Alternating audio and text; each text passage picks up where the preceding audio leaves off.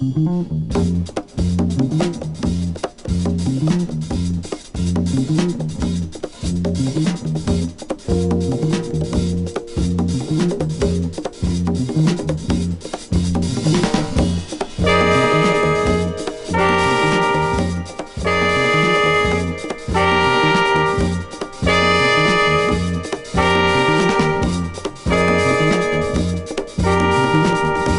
a mission given to me by Woody Shaw, Sunship, Dizzy, and Billy Higgins, dedicated to pursuing a piece of our cultural heritage through interviews with my jazz heroes, this is The Jake Feinberg Show.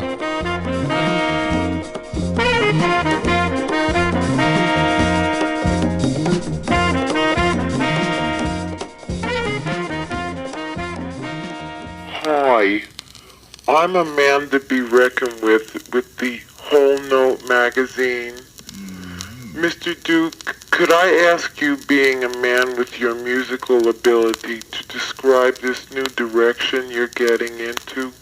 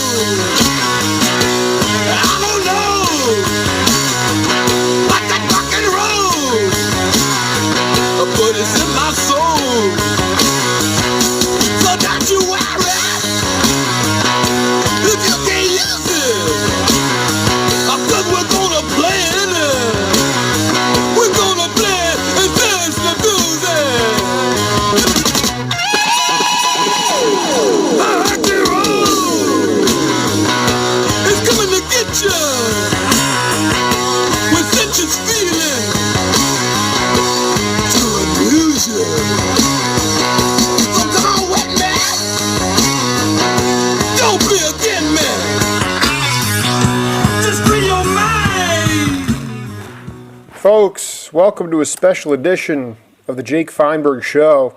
And families are integral parts to music. Names like Heath, Montgomery, Grubbs, and Monk come to mind. For a long period of our history, parents passed down the ability to play instruments to their children. And when families stretched to 6 or 7 kids, you had the propensity to pick up a horn, bang on a drum, or a glockenspiel. Growing up, these families fostered the love of music, not just through playing, but passing on their traditions by taking their kids to see vibrant live music, always expanding their minds to new and different sounds. Such is the case with my guest today, who grew up with a father who was a jazz educator, an educator who brought music into the house and saw 3 of his sons become accomplished professional musicians. My guest was the bass player for Frank Zappa's traveling act in the 1970s and 80s.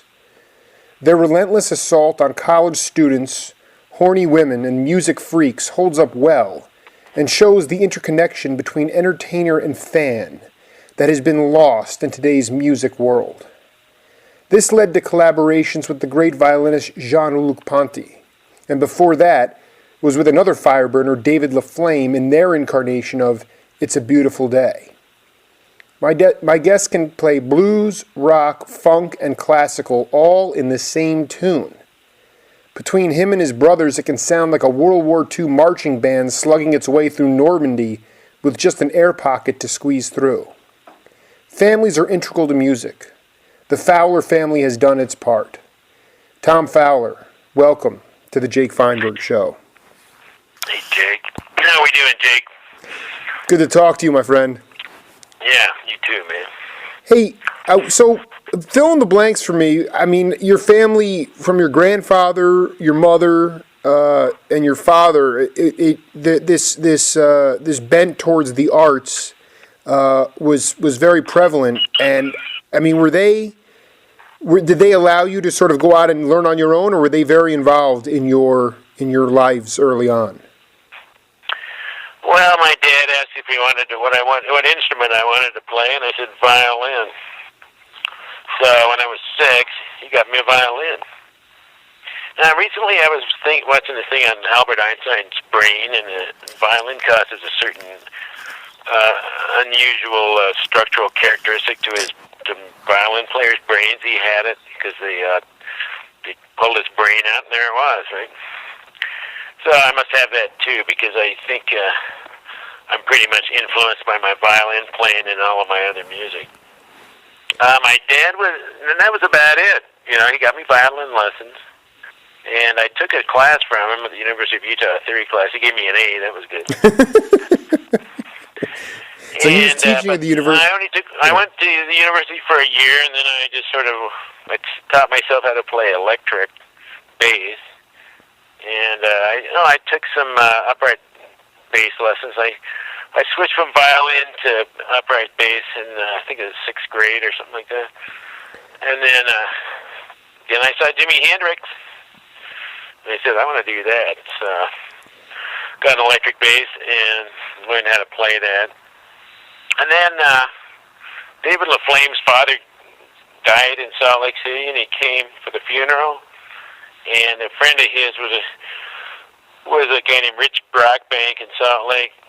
And I was playing at this party, and David LaFlame and his wife came to the party while they were there, and they hired me for It's a Beautiful Day. I was kind of young, but I went over there and I did a couple albums with them. And then I came back and went to school for a year. And then eventually my brother was playing with Frank Zappa, and they couldn't find a bass player, so I went and auditioned for that. And somehow got it. I had quit playing bass, and I was just playing violin again. So I kind of sucked, but for some reason he hired me. I don't know why. Well, yeah. Well, let's go back for a minute. The upright bass. What were you listening to that was inspiring to you? Were you listening to Mingus, or was it classical, or what were you listening to that turned you on to the upright? Well, I was playing classical, but I liked pizzicato bass, and I would always find myself playing bass lines on my violin. So my music teacher kept hearing me sitting there when we had nothing to do or when we were doing something I was playing. He said, would you like to play bass? Because we don't have any bass players in the group, and we got plenty of violinists. Should I tell you a horrible story?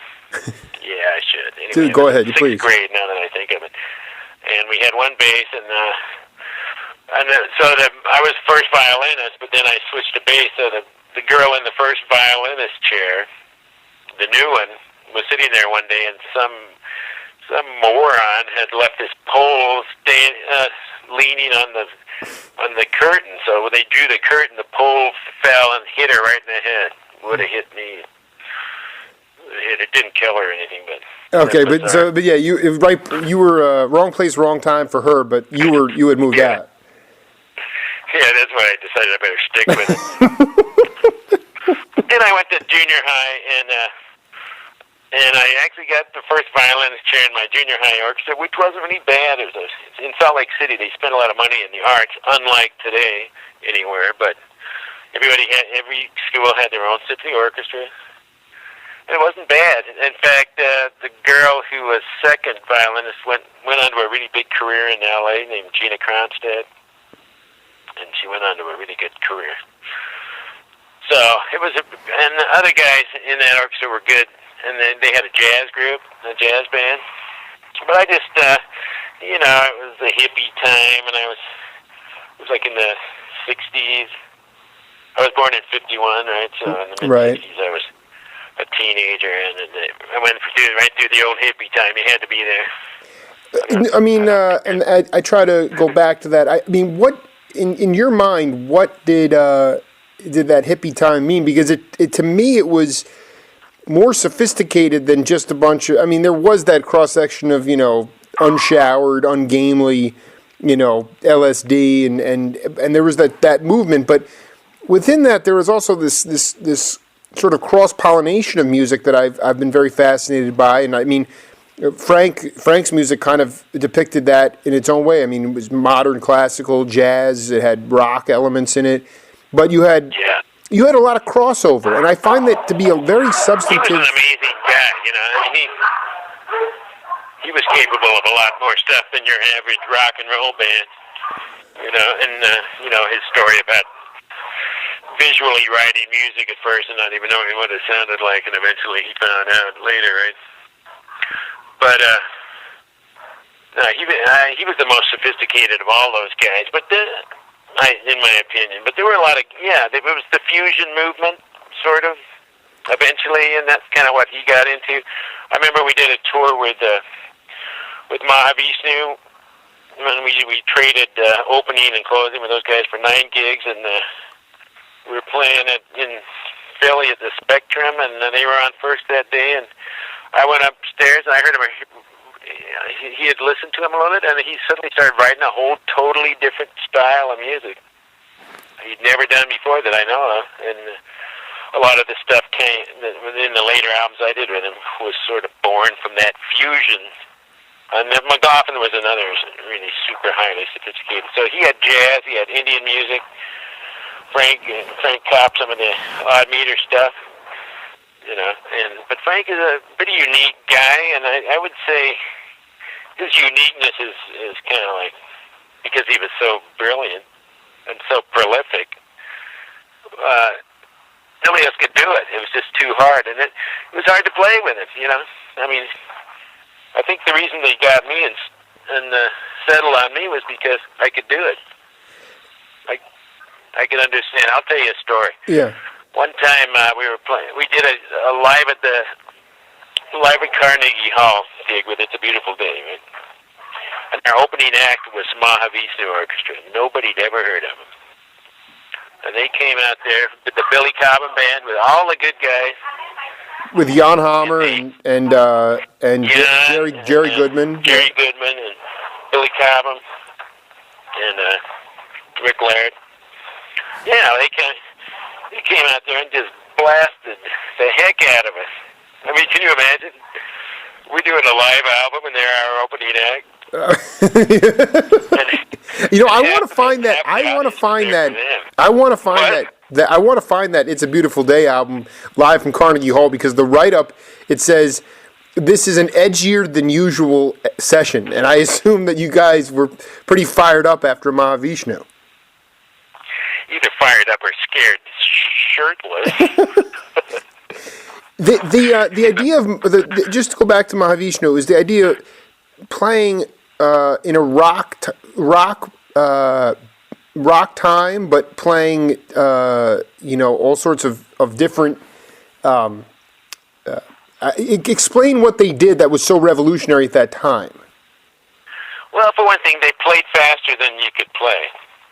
They could play faster than you could understand, so the lines sort of became liquid and gooey, but also they were loud and fast, and just at the top of their instrumental game. So they were just like the Grand Canyon, they were like a national park. They were just something bizarre, but loud, So they had all the elements that you want. They had the rock loud, and then they had the incredible technique and fearless go where no one could do. They could do stuff nobody else could do.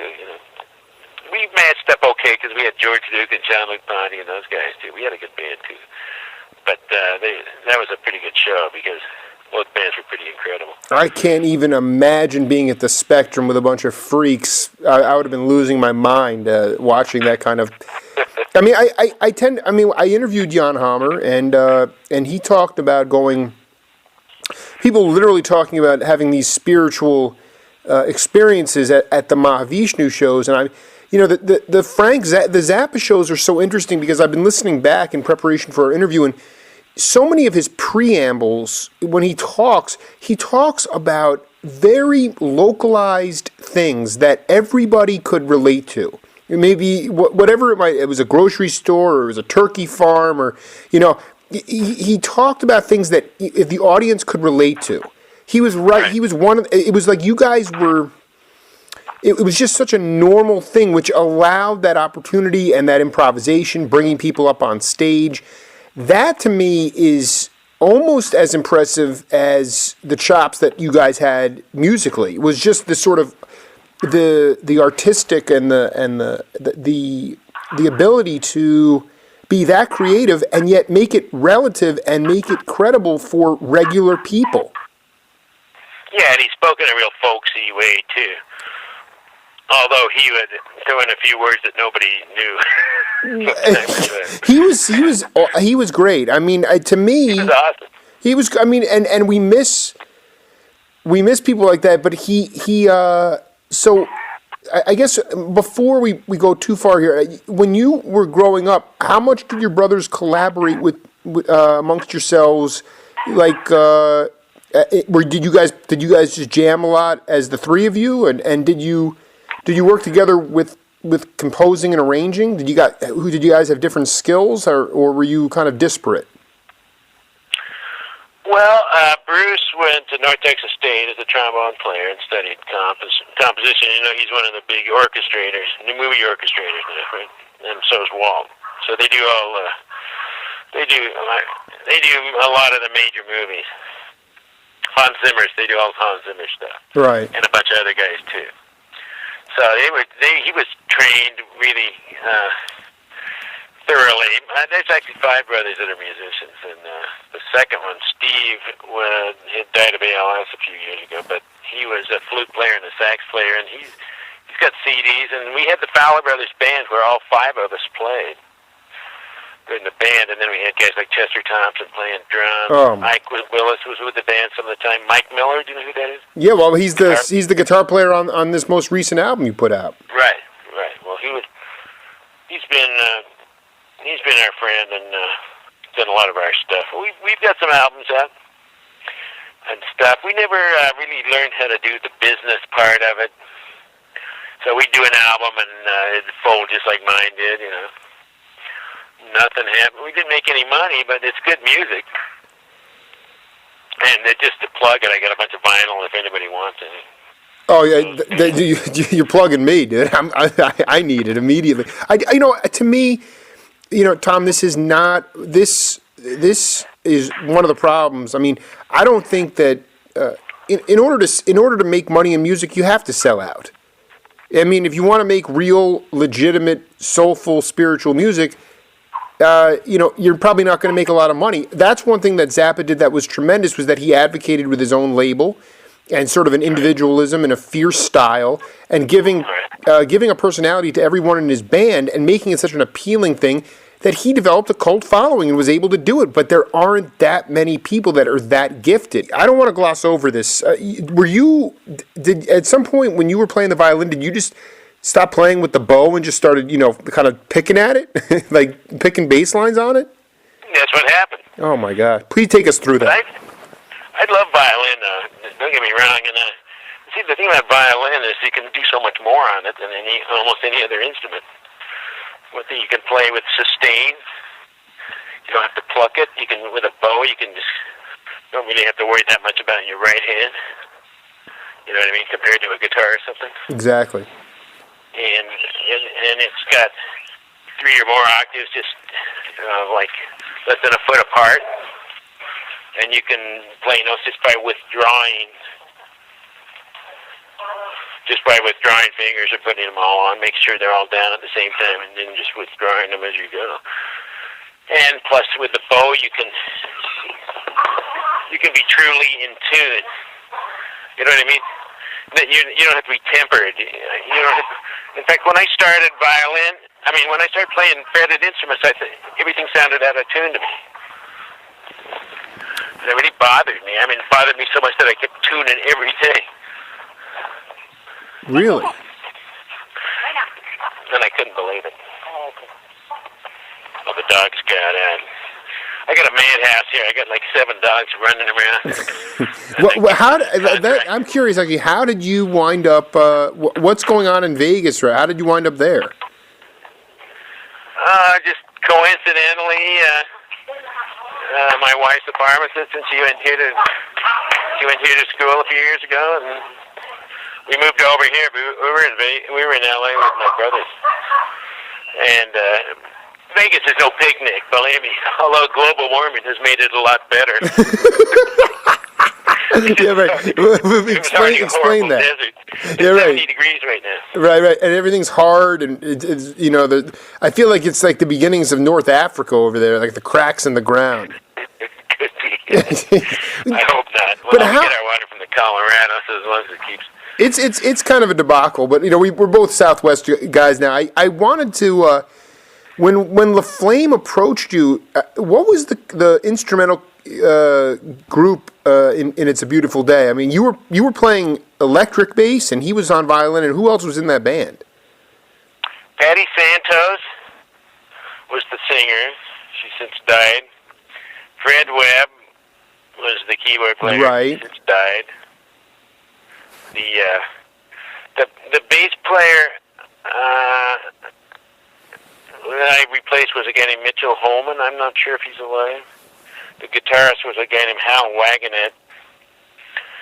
And so what happened was, and Val Fuentes was the drummer, and I want to thank those guys for getting me those. Could you describe the sound of the music and like how it was? Mahavishnu was liquid. Was yours? How would you describe your? Was it fusion? Was it and what kind of music was it fusing? It wasn't fusion until I got there. It was kind of like, well, have you ever heard that song called Whitebird? Absolutely. Okay, it was like Whitebird. Most of it was along those lines. Nice, the San Francisco sound, they used to call it. It was very, it was kind of like New Age and of that age. I'd call it New Age of that era. Does that make any sense? Well, and it was sweet. It was sweet. Violin, sweet. He had another violinist that he used to record with. He was a classical violinist. He played in the Utah Symphony. He's from Salt Lake. David LaFlame is, yeah. Yeah. But so, but by chance he came to a party and you were playing, and his wife liked me. His second wife liked me. I think she's the one who got him to get me. But I was good. I was like 18 or 17. I can't remember. I was like between 17 and 18.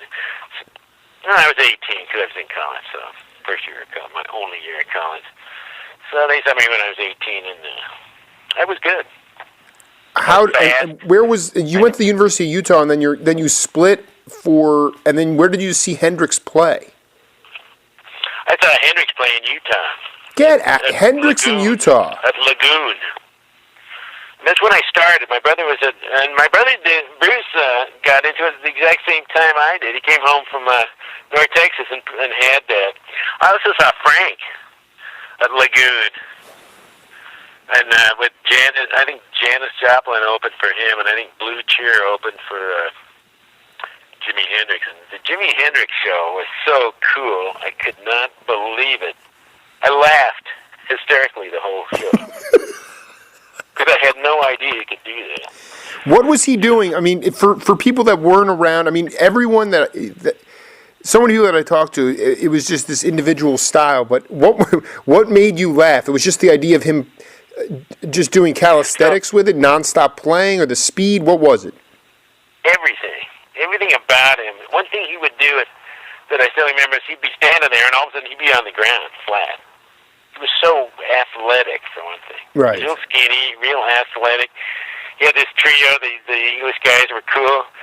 It sounded good, and he could play all kinds of stuff. They played "Sunshine of Your Love" without the lyrics. He said, "This is one of my favorite. This is from one of my favorite bands." I guess they ran out of songs, or they pretty much played the first album, at least the first American album. And then they played dun dun dun dun dun dun dun dun dun, and then he played a solo and stuff. But the main thing was he looked great. His voice and his attitude, just his demeanor was so cool. He didn't have an axe to grind. He was just pure love of music. You just see it, and he was so talented. He's another ultra talented. It's such a drag that he didn't live to mature into what he would have been. Probably a Vegas act or something, but Right. He probably would have been doing Disney on Ice or something by now. I mean, that's the problem is that he was doing it for the love of the music, and there were so many. How do you account for the idea that so many guys from your generation, maybe a little bit older than you, or around your age, your brothers, it was about that individualistic. It was about the individualistic mindset, the individualistic sound, not trying to sound like something that's going to sound like anybody else, but sounding something like completely different, and actually being able to play all over the world with receptive audiences. I mean, was it just a sort of a people were tired of the Frank Sinatra and the straight ahead stuff, and people were looking to experiment? Was it the drugs? Was it just the climate? How do you account for this individualism that was just rampant during that time? Okay, the first thing I would say is technology itself. The technology of electric guitars, the technology of amplifiers was improving rapidly, and you get a box amp and a Fender, some kind of guitar or something, or some kind of bass. You know, I mean, Paul McCartney was using a Hofner bass. I would be cut dead in the same room with one of those things. You know, but there were only a few studios, and there was only a few brands, and as they came out and as things expanded, only a few guys got a chance. Don't forget, you were really lucky to be able to record, and because like when I was in Frisco, there were 3 studios. When I was in It's a Beautiful Day, there was CBS and Record Plant, and then there was Creedence Clearwater's place over in Oakland, and that was it. And that was Fantasy Records, right? Fantasy, Mm-hmm. yeah. So if you didn't have, and the guys that controlled that didn't even like music, a lot of them. They hated it. They were businessmen, you know. So only a few guys got the chance. But only a few guys could afford to get the modern equipment anyway, you know. So it was like 2-inch 16-track machines and stuff like that. You know, but it would sound great, by the way, and a lot of that retro stuff is as good or better than the stuff now, even though it's, you know, and then. But now anybody can record well with all you need is a PC and the Pro Tools 10 and an interface, you know, and a effects bundle, and it sounds good. It may not sound quite as good as an LP to some and all that, but you don't need in order to have a multi-track recording. Kids all over the world are doing it, you know. So it's harder to be seen now. The system's overloaded with quality. You know, in the old days, it was all about making money, and that's why it was so hard, unless you were a commercial, what somebody thought was a commercial thing. Because, for instance, one day, It's a Beautiful Day side that I did cost $150,000 to do in those days. Wow. That's a lot of money, you know. I mean, I did mine for like $10,000. The last one I did. That includes mastering and mixing. And I didn't do, and no two performers were in the room at the same time in the whole thing. I just sent files around. First I did them in Sibelius. I did the MIDI files, and then I'd take one part out and send it to the guy, and he'd put his part on with the MIDI file. And then, I'd build it up. I started with drums, and I added guitar, and then, you know, so. I don't have that many instruments. I don't think you could do that with a full orchestra or anything. But for something that's stripped down, you don't even have to be in the same continent. You know?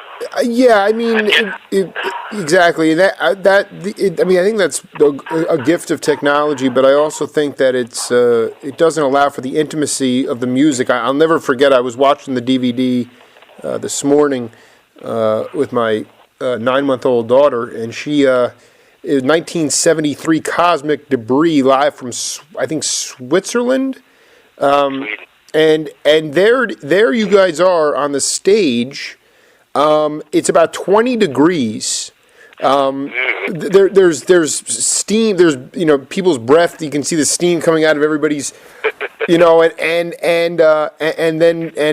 everybody just looks classic in this, and you guys are playing on fire, and this crowd is just, I mean, they are absolutely, they don't really know what is going on, but what they do know is that something pretty special is happening. They've never seen anything like it before, and I just wonder, I read somewhere that in 1973 you were on tour 183 days out of that year in Australia, in Europe, touring the United States. What was that experience like? I mean, you were with your brothers, and then you were with Jean-Luc Ponty and Frank. Did you guys spend a lot of time together on the road? What were those experiences like? Tell me some stories about some of the debauchery that went on. The debauchery. Oh my God! Let me talk to my lawyer first. Was the statute run out yet? I just want to make sure. Or just tell me about some good musical experiences. You don't have to go down you don't have to go down in the depths. You know, it was the funnest time of my life, probably, or one of them. It was just absolutely super fun. I was afraid of Frank. I was only 21 or 22 or something like that, and I was kind of afraid of Frank, because he was a guy who I really looked up to. I really liked his music and stuff. All of a sudden, there I am with him. He looked like he was made out of ivory to me, sort of. He was wow, it just scared the hell out of me. It did, and we never actually became really good friends. We only talked intimately a few times. He thought I was a kid, and I was. Kid from Salt Lake. I mean, how different can you be? But musically, it worked, We traveled. I spent a lot of time with George, and we had a bunch of different drummers that were all great. Starting with Ralph Humphrey and then Chester and Terry Bozio and other guys from time to time. Actually, not too many other guys. Ansley Dunbar. I never played with Ainsley. Ainsley's supposed to be in Vegas. I'm going to try to look him up. Yeah, you should. So on that Roxy, there's one track that I wanted to play that is just unbelievable. And I'm thinking. I keep hearing like this. The drummer. Does he have like timbales on his? Did he have timbales on his kit? No timbales. I know of. It sounded like maybe cowbells or something like that. There were cowbells. Yeah. Well, you know that Frank was a percussionist, right? Originally a drummer, yes. So Frank and Ruth would be back there with a bunch of toys. And then we had two drummers, Ralph and Chester. So there were actually four percussionists, right? So everybody had cowbells and marimba. I think she had vibes, and she definitely had marimba. And then they had all kinds of toys, and then Frank would go back there and, they'd have a percussion freak out, which was really cool. And that's where you get all those different sounds. That gave it a lot of depth, They could orchestrate. I mean, we didn't have a big band, but that was one way you could orchestrate, I was going to say, I really understand really what you're talking about. Like, at that young an age, when you're dealing with someone like Frank, who is constantly in the abstract. I mean, constantly creating. I mean, from a musical point of view, and his stories are evolving, and you're sitting there at 21 years old saying, what can I say to him? What can we talk about substantively where I can actually hold his attention? That to me is like that's one of those things where it's like you don't, it doesn't resonate. In some ways I wonder, the guys, who did he necessarily have people in the band that he enjoyed intellectual discussions with, or did he oftentimes did he have confidants that he enjoyed talking about things with, I would say his main confidant was himself, if you know what I mean. Yes. And, but, he had George Duke. All the guys who got more money than I did.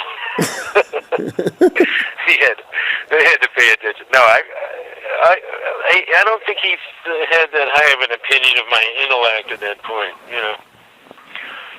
We talked about some scientific stuff, and he didn't dig it. He actually sort of wanted to have fun. I think he didn't like chess players, I heard. And But I was just like tongue-tied. I didn't know what to say. I totally just had no idea what to say.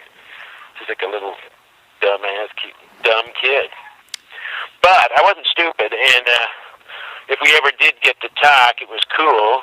You know, it was good, but he just wasn't really interested in me. I was more interested in him than he was interested in me, and he was always constantly creating, like you said. So that's what I mean. He was creating, and he was his audience of creativity. One time I sat down with him we flew from LA to New York, and during the time I was with him, he composed a piece and copied all the parts. And then when we got to New York, we checked it out. Yeah, I guess most of the time. At our rehearsal. Right. I mean, it was just there was such a prolific amount of material that he was creating that you spent most of your time probably working through charts. I mean, some of this stuff is really. I mean, and I'll be the first to tell you, Tom. I'm more interested in the Fowler Brothers from like the jazz point of view, like Bruce at early 70s North Texas State. You know, I have these visions of you and Walt like playing for some Native Americans somewhere in Utah. Whether or not that happened or not, I don't know. But Frank was not. I mean, he was not a traditional jazz player by any means. But then you hear some of this material from the time that you guys were together, and it's this co-joining of all types of music. It's absolutely too hard. It's almost sometimes too hard to fathom the speed, the tempo, the alacrity, and the precision. Did you obviously spent a lot of time, going through it, but did you rehearse a lot as well, or was it kind of more like keeping it fresh for the shows itself? What would happen was we would rehearse a month before a tour, and we would 5 days a week on Sunset Boulevard, 5831 Sunset, as I recall. And he had a nice studio there.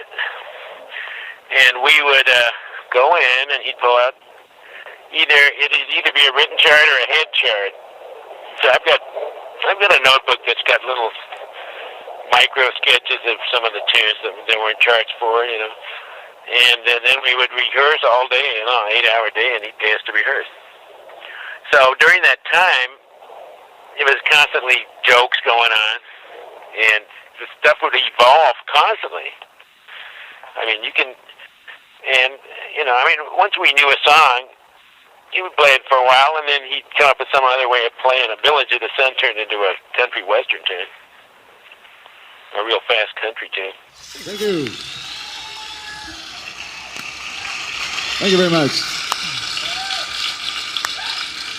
All right. Does anybody here know where Palmdale is? You do? Good. Have you ever heard of a place called Sun Village? Some of you know where Sun Village is. Okay, it's out in back of Palmdale. All right. At one time, that used to be a big place for raising turkeys. And I went to high school in Lancaster, which is not far from Palmdale. Oh, is it very good for other things out there now? Good. Camp, turn me up so they can hear what I'm saying. Ladies and gentlemen, this is a song about this place where I used to live, where they used to raise turkeys.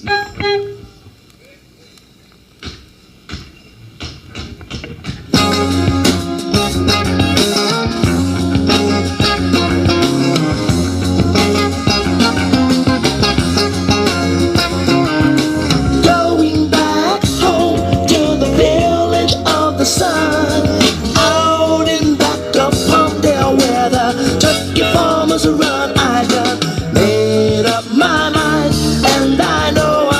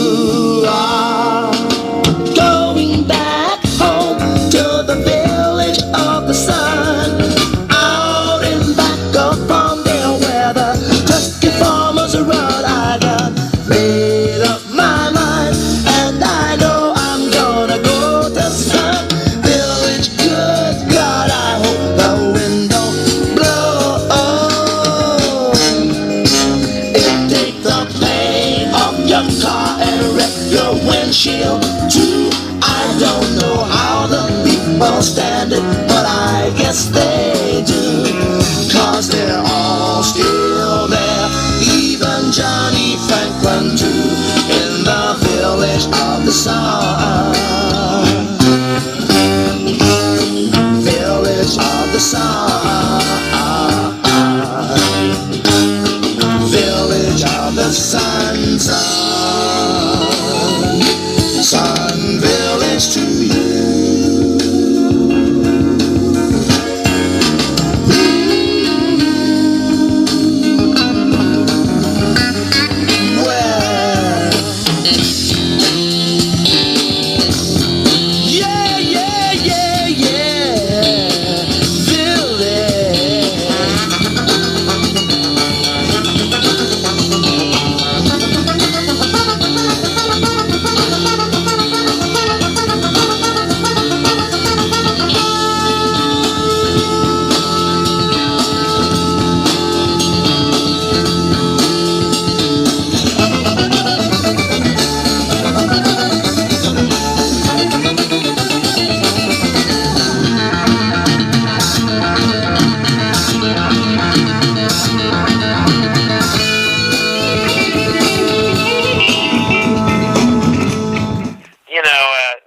I can tell by my bass parts that was an early version because I added a bunch of stuff later to that. But yeah, then one day he says, "Okay, it's going to dun dun dun dun dun dun dun dun." It was this suddenly 2-beat, really fast, and lost its charm, and I couldn't play my cool licks on it either, which was kind of sad. But to me, it's like, here he is sitting there entertaining the audience, and then all of a sudden you guys just bust into this gooey. I mean, it's got all the elements of just. That I love that part of the where they go Sun Village to you. Ooh, I mean, it combines everything. He put those pop elements in there too, and that might have been his secret weapon for sort of subtly getting the audience to go with the other stuff. Good point. Actually, that's a very interesting point. You give him something. What? That's a very interesting point. I never thought about that because there are the pop elements, and that maybe is what finally turned the table to allow him to really get commercial success. Yeah, I think so. Well, it's just part of it. You heard the whole story about no commercial value. He went to some executives, and they said there's no way they could make any money with it, so bye. He made some money, I know that. The pictures depict scantily clad women and people on stage. Frank at some point injured his neck diving off the stage. Was it contained chaos, or were there times where you just felt like, well, I have no idea what's going on here? Well, he got injured before I was in the band, and that was in London. Is that what you mean? He got knocked off the stage by the boyfriend of some chick who was checking him out. Right. Most of the audiences were like 80 to 90% male, for one thing. There weren't many women. There were groupies, but there weren't a lot of just women in the audience. There were some that got dragged there by their boyfriends, probably. But it was kind of a male-dominated type of music, in a way. The Roxy show with the scantily clad women, he actually had a stripper come in just as part of the show. Right, and of course the record companies had to put that picture up there to give the impression of this. Naturally. Of course. When I talked to when I talked to George, he mentioned that it was downright hysterical when Jean-Luc joined the band. Technically he could play anything Frank wanted, but Frank really wanted him to lift. Jean-Luc, I want you to play this with your one leg up in this one position and dance around like that. And Jean-Luc couldn't stand that. Yeah, Jean-Luc was a trained musician. He was a jazzer, but I think he studied the Paris Conservatory, if I'm not mistaken. So he can play other times. He could be. He found his niche, I guess. But I'm sure he could have been a significant classical violinist too. But he didn't like the theatrical part of Frank's, sort of, whether the dancing of the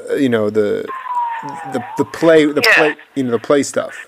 And that's the thing that Frank didn't dig about that band, because none of us Bruce would freak out for sure, and I'd freak out a little bit. And when we had when Beefheart was in the band later, we did some crazy theatrical junk that we were running around the stage and hiding and doing all kinds of crazy stuff. While Bozio and Frank were freaking out, if I recall correctly. But he thought we were a little too serious. I was young and serious, but I was just trying to hold on for dear life, for a while. It took me about 2 years to get used to it, and then I was really grooving, and then I broke my hand in a stupid football game. And that kind of screwed everything up. And then Chester left and went with the weather report, and it kind of ended it. That was the beginning of the end right there. Yeah, because that rhythm section between you and Chester was Chester on drums for that Roxy session? Yeah, he and there's two drummers on that whole session. So it was Roger. You can't even tell, right? Well, I can't even tell. Yeah, they were. Chester went on later and played with Phil Collins, and they had like mirror image stuff going on too. He's really good at that mirror image stuff. Oh my God! That's a great drummer too. Don't get me wrong. I'm gonna have to go. So it was Ralph and it was Chester. Right.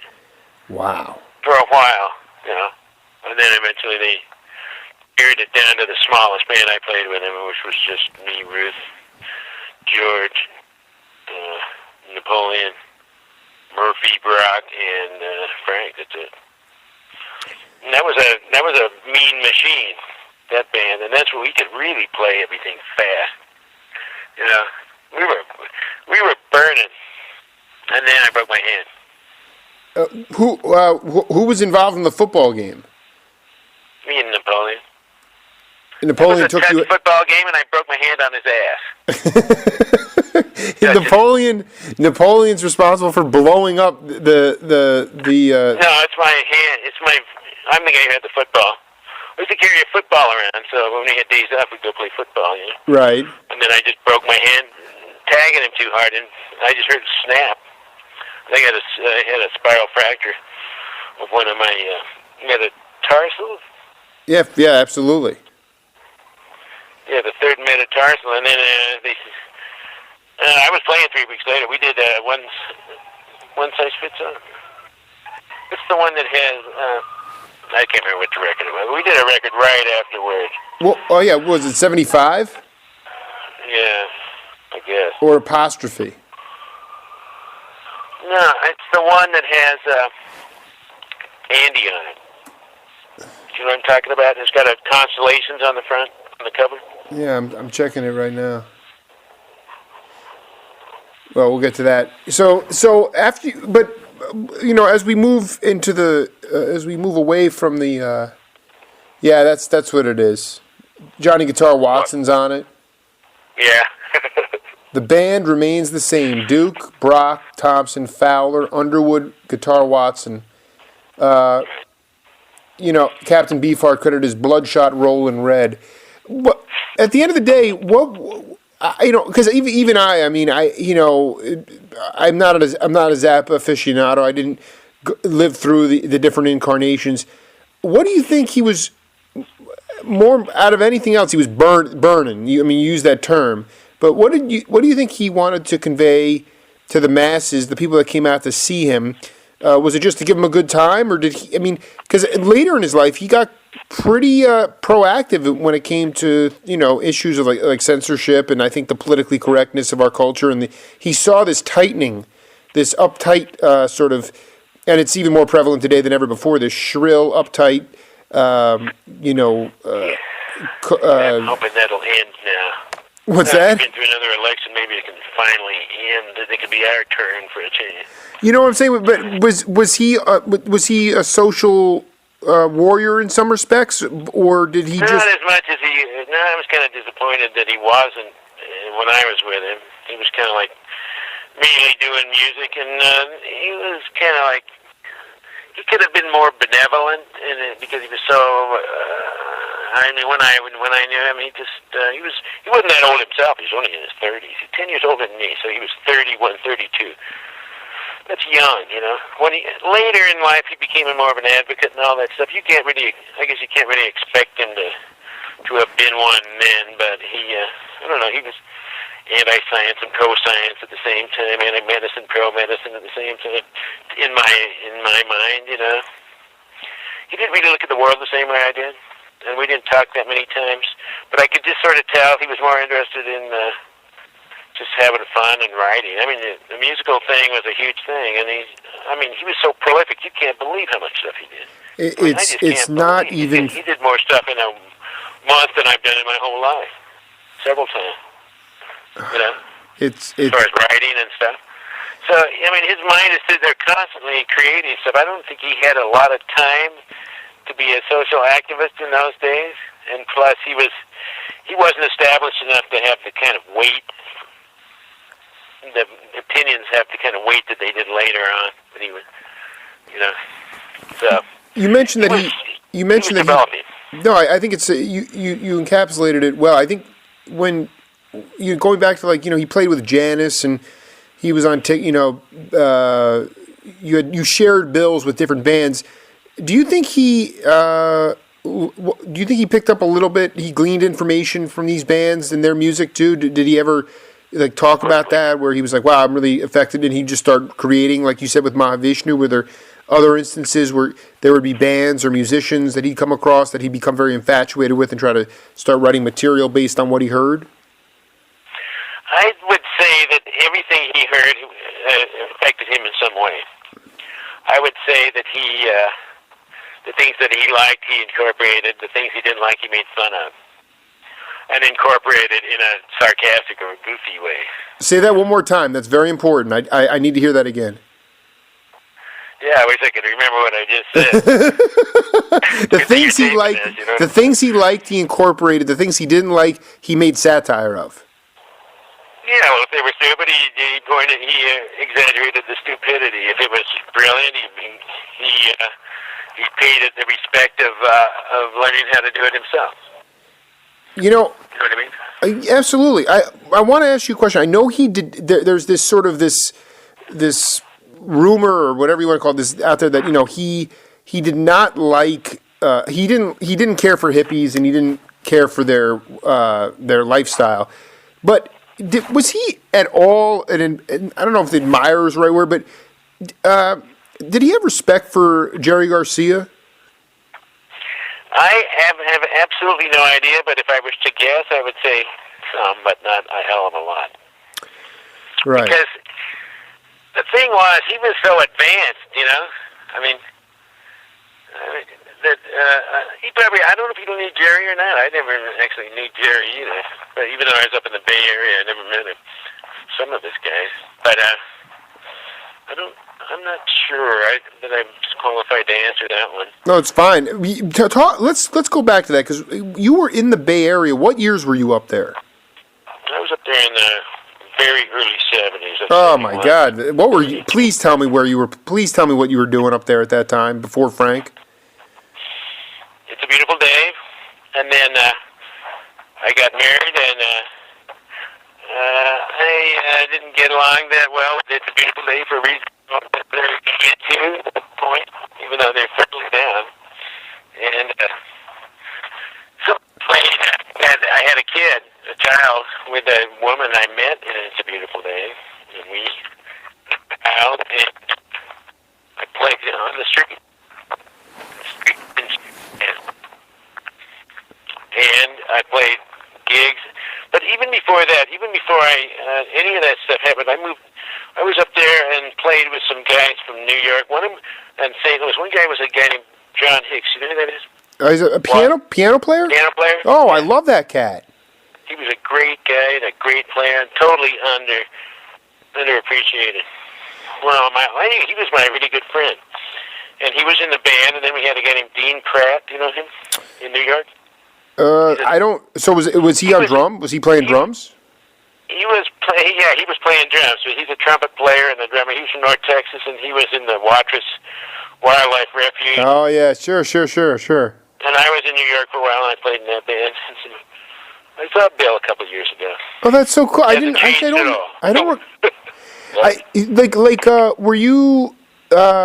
Were you playing on the Visadero with them or El Matador? Where would you guys wind up playing in that group with Hicks? Oh, we just with John Hicks, we just played some gigs, and then just in that we were doing casuals,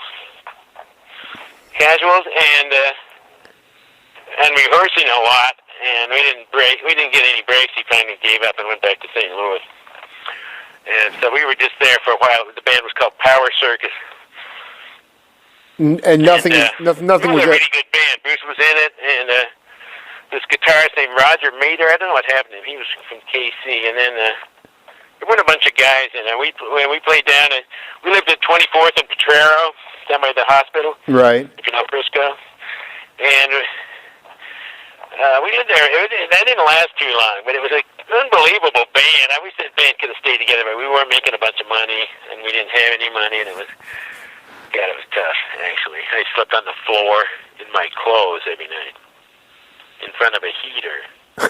I didn't even At least there was, in the summertime, right? No, in the wintertime. In the summer, the summers in San Francisco can get very chilly as well.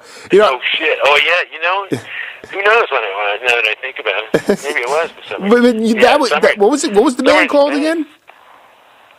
Huh? What was that band called? Power Circus. Power Circus, and it definitely had jazz leanings, right? Yeah, but I was writing a lot. In fact, I got to find those songs because I wrote a couple of really pretty interesting songs. One was a 3 against 2 song. That was. Wow. I still haven't heard anybody do that. I'm glad you brought that up because there's a song floating around somewhere that I wrote.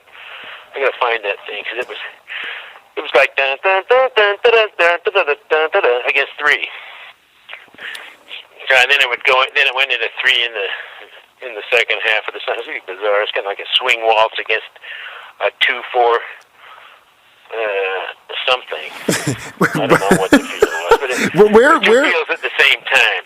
Because we were always experimenting. I've been experimenting my whole life on music. If I go back and listen to some of the crazy stuff I did, and Bruce was really experimental. He was doing some amazing double superimposition stuff. So, yeah, Bruce is a real good writer, and he's got some really interesting stuff. Yeah, I was going to ask you though, without glossing over it. I mean, don't you and Frank and you definitely bonded a little bit over your writing too? I mean, didn't you wrote for the band a little bit? I wrote my bass parts. I didn't. No, he wouldn't let me. He wasn't interested in me writing for the band. But one thing I did do with him was I played him a song one time that I wrote. It was a love song. Now, can you imagine Frank writing a love song, right? Right. So the next day, he comes in with a love song. So we play through it once, and he says, "Put it away." And I never heard it again. Put it away. Put it away. Put it away. But let's talk about this. When I got in touch with Tom, he sent me some tracks off. This is your latest album. You want to talk a little bit about it? Yeah. You go ahead. Why don't we listen to a track off of it, and then we'll come back and go through it, okay? Good, yeah.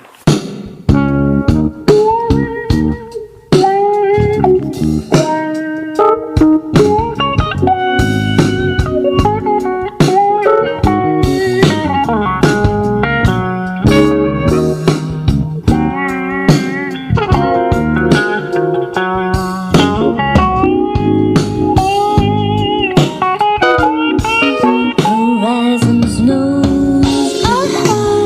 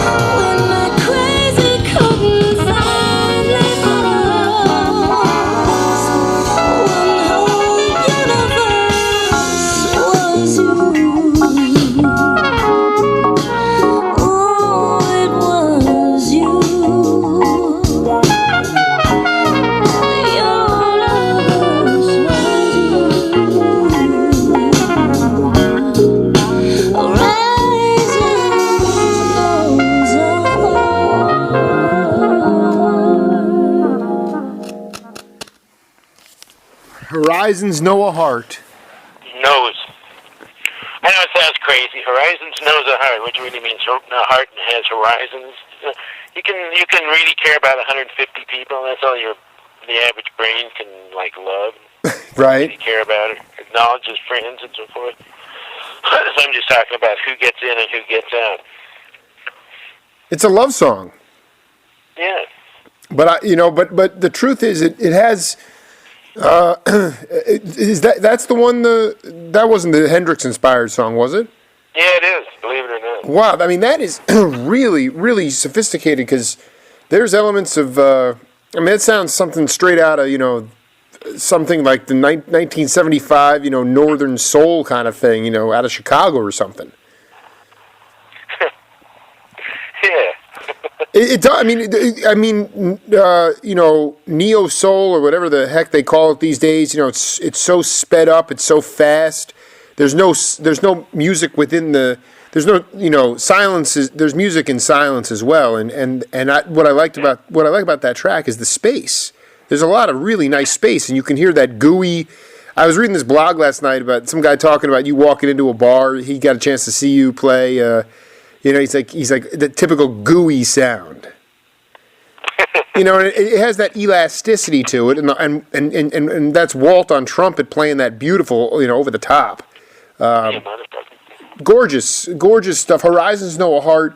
Talk a little bit about the time and the energy, and sort of where you were at in your life, psychologically. How this album came to be put together.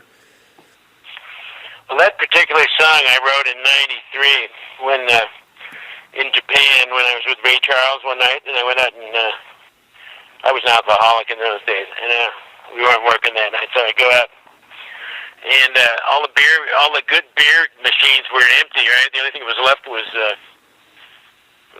God, I better not say, but it was the brand that nobody likes the best. No Kirin, no Asahi, the other one. Anyway, yeah. not Sapporo, but Suntory. Yeah, no, I've never. I only know. I don't even know what that is. It's a kind of beer. Anyway, in Japan, in Tokyo, they had beer machines on every block, right? So it was one of those nights. It was Saturday night, and all the businessmen were finally done because they worked 6 days and had a day off. So they all got as plastered as they could, and that was the night. So I went to my home mini bar, killed everything in it, and I bought that, and then wrote 3 songs. And that's one of the 3 songs I wrote that night. Completely plastered. Anyway, it just sat there for years, and then I quit drinking about 10 years ago. I'm here in Vegas, and I played some gigs here in the casinos, and it was just so unrewarding. And after playing with Ray Charles all that time, I just couldn't do it. So I just quit. Decided to do a record instead, because my health wasn't that great at that point, so I couldn't really travel or anything, but so I just wrote the songs out in Sibelius and then did Music -1 with Gary Novak, you know who that is, the drummer? Sure. Yeah, so Gary did the drum tracks and Mike did the guitar tracks, and then I took those tracks over to LA and put the singer on, and then Walt did his in the studio.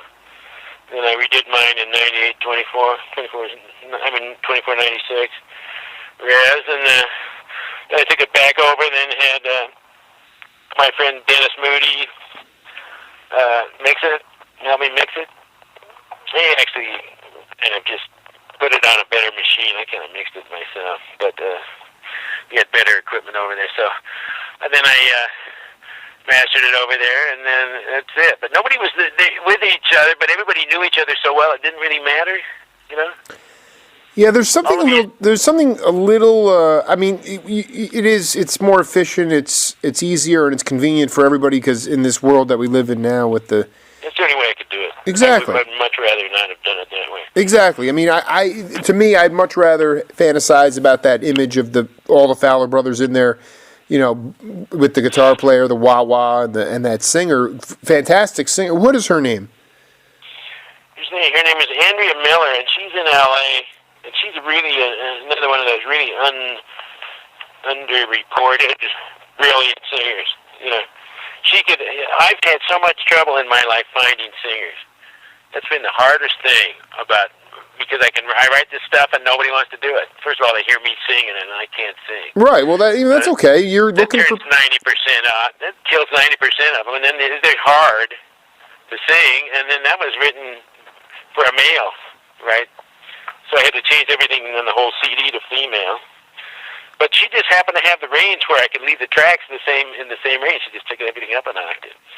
She just had the perfect range, an octave above the male voice that I would have if I had one. right. So these songs are written for me, but I had changed the gender on them, and some things I had to do some structural changes, but not really that much. And I'm sitting there thinking, I wonder how similar men and women really are, because that started out as a man song. Actually, that one was a man singing about a girl. Now it's a girl singing about something. I don't know what. Another Right. girl, a man. Well, there's a masculine quality to the flow of the song. So when she's singing, it does. I don't know. It doesn't have that.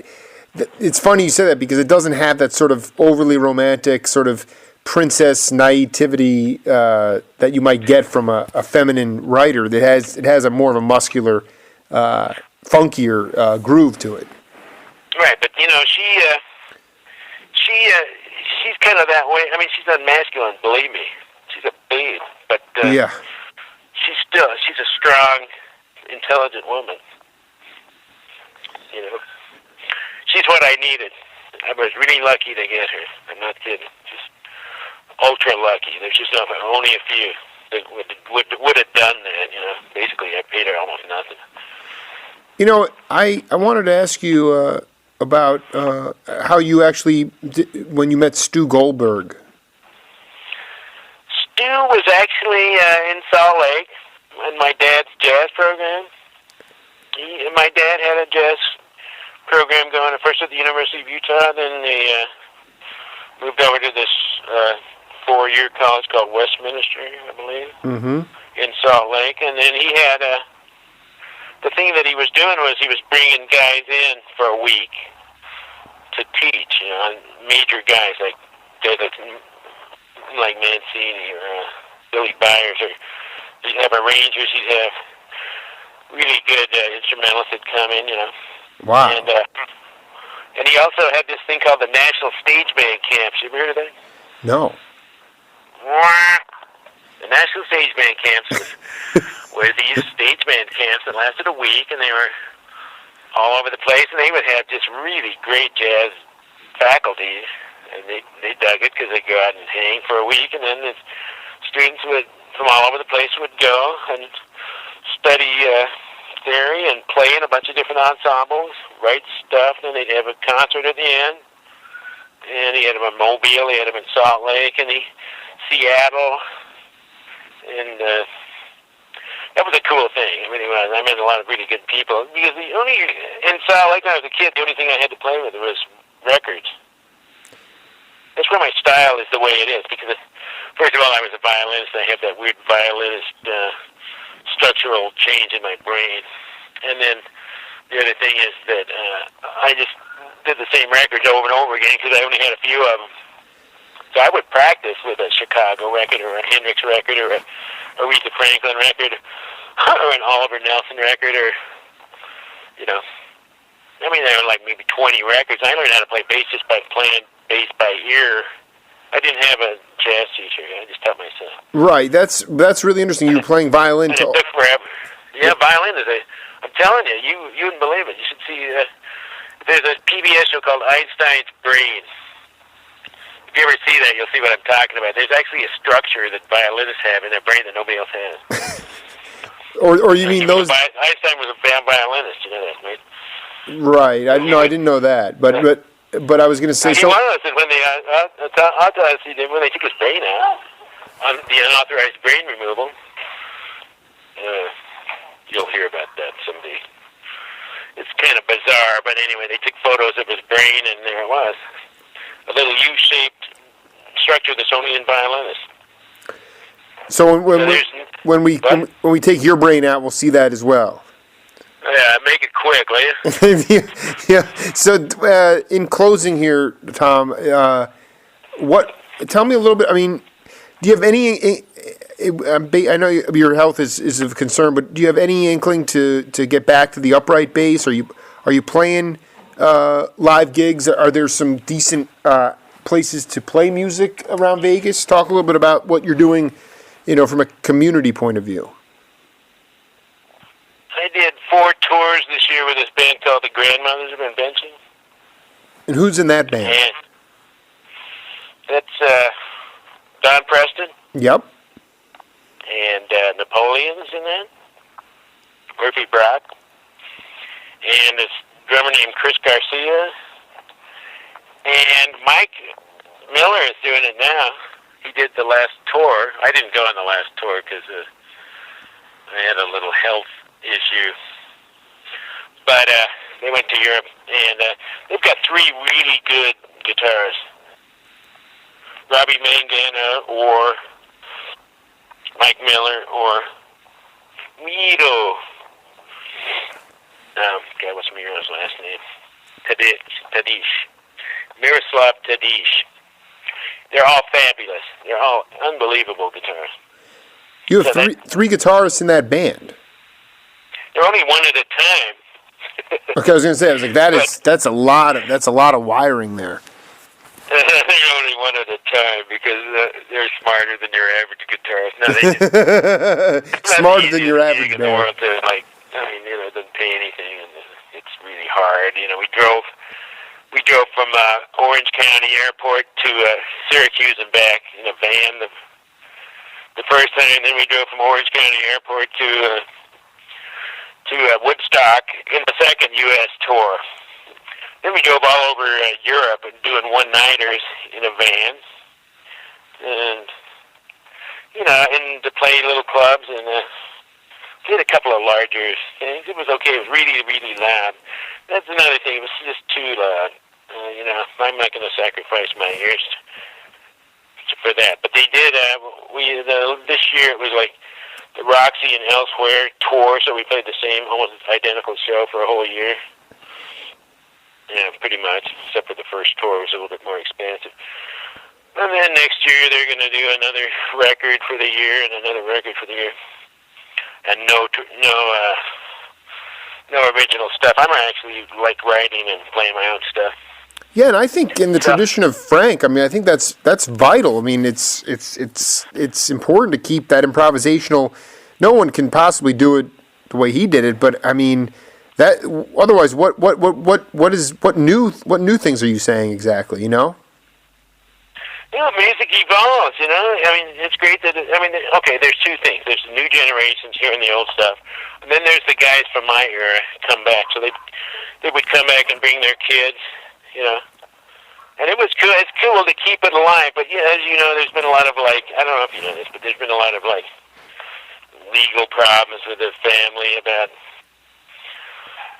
different bands playing his stuff unauthorized or whatever, and it's just kind of it's so complicated that it's kind of not worth it. It's not fun because of the overarching complications.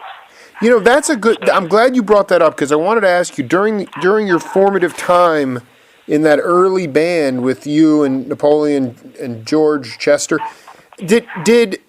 Was there sometimes I talk to guys that were in these pretty heavy bands. Could have been Little Feat or The Dead or anybody. The music was almost tertiary or secondary compared to the drama that they had to deal with constantly from just playing in the band. Was Frank able to kind of filter that stuff out because it was just there was always fresh material, or did you guys get caught up in that drama now, or is that drama only there now because the family's bugging out because they people are trying to comp his stuff without authorization? No, with us it was pure music, and there were none of that. Absolutely none of it. Till the end, and then when I broke my hand, it kind of made me non grata. But before that, it was just about the music. It was a wonderful, creative time. You know, I'm getting all this crazy music, and either he was giving me some ensemble bass parts, or I had to come up with something that would work with it. And I had to practice really hard to learn how to play all that stuff and get it so it sounded like I knew what I was doing. You know, I worked harder. That was my education, rather than going to college. That was my college. Thanks, man. And what a hell of a college it was, too. You know what I mean? I mean, how could you ask for a better instructor than Frank Zappa? Yeah, but what I'm saying is he gave you freedom. You know, I mean, he gave me freedom because he wasn't going to sit there and write bass parts for every damn song. So I had the chance. Plus, he would. One thing I probably said a few times. I haven't talked about Frank that much, but one thing that amazed me about him was his memory. And we would be in there on those long rehearsals I was talking about, and just cracking jokes. And George would be cracking jokes, and everybody would be cracking jokes. And the next day they'd be in the song. He remembered everything. I'm looking here. Were you on the Grandmother's tour from 2010? No. Yeah, there's a show here from May from Sao Paulo, Brazil. No, I didn't make that one. In fact, the original guy, Roy Estrada, was in the band for a while. He had some kind of problem, which I won't get into, Yes. and suddenly they needed another guy. And they called me, and I had just gotten through with cancer treatment. And I went ahead and learned. It actually helped me get back into playing because I kind of had quit. And then the chemo's no fun, and radiation's no fun. You know what I mean? So all of a sudden, I had to relearn all that stuff plus a bunch of other stuff, and I learned it. I couldn't make calluses at first, so my skin got really raw, and I practiced as much as I could every day, and I had some complications and stuff. I don't have cancer now. You're completely clear of cancer at this point. As far as I know, they haven't done a cell by cell, but it's squamous anyway. It's a squamous cell. It's not the most deadly kind. I got like a 90-something% chance of being cancer-free right now. You know, I don't think I got it. What? I was going to say, this is going back a little bit, but I guess Ernie Watts was in the Wazoo. Ernie was in the band for a while, but then he got pretty busy with Hollywood and Motown studio gigs. So Frank called Harold Land and was needing a reed player, and Charlie Owens got the call. Do you remember he went on tour with you guys for a couple weeks overseas? Does that ring a bell? No. I love your honesty. No, it just, I try to connect. I can lie. What do you want me to say? No. I try to connect the jazzers because the story was that Frank called Harold Land, the great tenor player. That just sounds crazy having Harold doing it. To me, I don't see him doing it, but Ernie could do it. Ernie's a freak. Ernie's a freak. He's half Native American, man. He can do anything, and he's a great guy. I played in another band in L.A. with him for a while. We were pretty good friends. At least I hope so, because one of the most talented guys around, I'd say. In that time, I don't know what he's doing now, or if he's even alive, is he? Yeah, I interviewed him. He was with the